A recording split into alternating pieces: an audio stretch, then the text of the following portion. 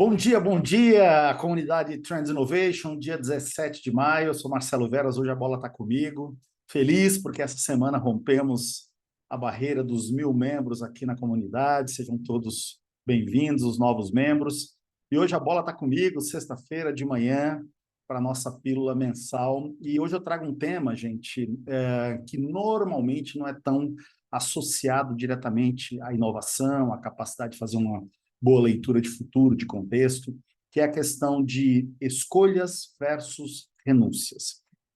Grandes pensadores da psicologia comportamental, da filosofia e, mais recentemente, da neurociência, já nos mostraram claramente que, às vezes, a gente precisa se afastar do problema para conseguir enxergar a solução, né? Só enxerga a ilha quem se afasta da ilha, senão a gente não percebe nem que nós estamos numa ilha.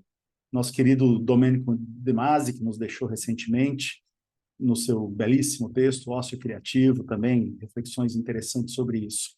A neurociência, mais recentemente também, mostrando que cada um de nós tem um cronótipo, não sei se já ouviu falar nesse termo, é uma área de conhecimento relativamente nova, sobre os segredos científicos do timing perfeito. Um livro até que eu gosto muito, não sei se você conhece, nosso querido Daniel Pink, chamado Quando? O Segredo Científico do Timing Perfeito. Nesse texto, inclusive, que tem como pano de fundo essa área de conhecimento chamada cronobiologia, mostra claramente que nós temos, ao longo de um dia, cada um de nós em horários diferentes, a gente tem uma curva de capacidade cognitiva, né? Até chama das nossas sentinelas cognitivas, que essa curva ela vem em pico, depois ele tem uma baixa, depois tem uma retomada. A gente sabe disso, né? Tem gente que funciona mais à noite, tem gente que funciona mais de manhã. Eu, por exemplo, depois do almoço, me dá uma leseira danada e tal. E o interessante desse livro também, dessa reflexão, é que nesses momentos de pico de atenção cognitiva, óbvio, a gente tem que colocar na nossa agenda coisas que exigem capacidade cognitiva.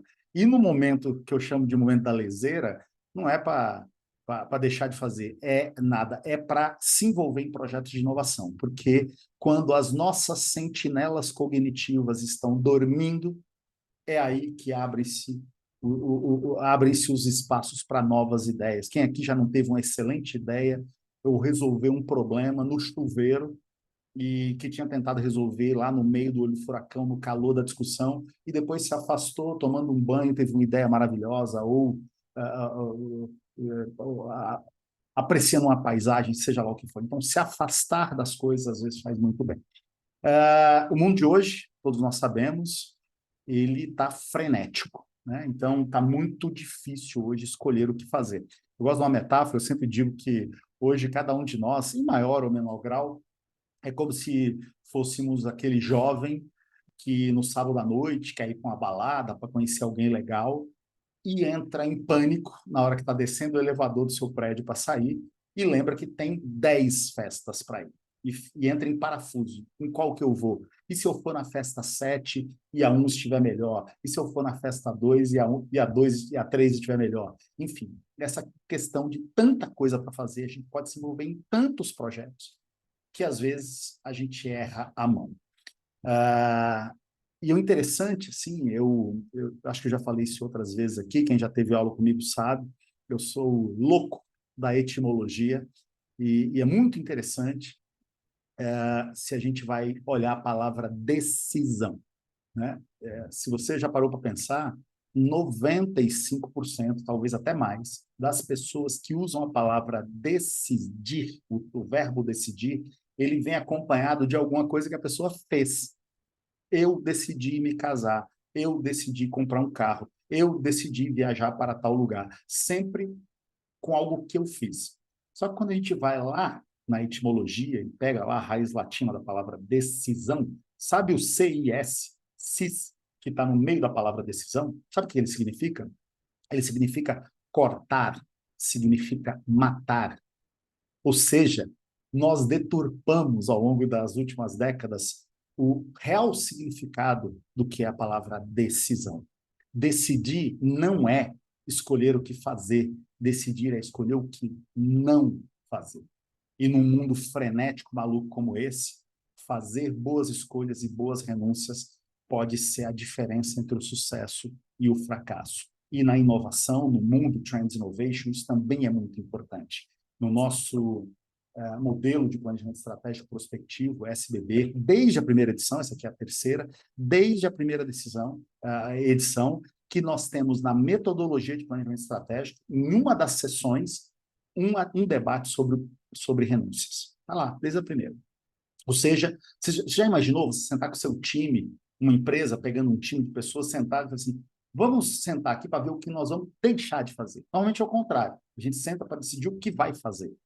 E o que não fazer? Para liberar a mente, para liberar a agenda, para liberar o tempo, para a gente fazer outras coisas, para a gente ter mais ócio criativo, como dizia o Domênico De Masi, para a gente poder se envolver em outros projetos e colocar novas lentes. Então, isso é uma coisa muito, muito, muito importante. Tem um cara chamado Greg McKeown, está aqui também, terceiro livro que eu vou mostrar aqui nesse meu papo com você hoje, que escreveu um dos textos mais sensacionais que eu já conheci, que é uma abordagem essencialista, e inclusive o livro chama-se Essencialismo. Olha que coisa interessante, a disciplinada busca por menos.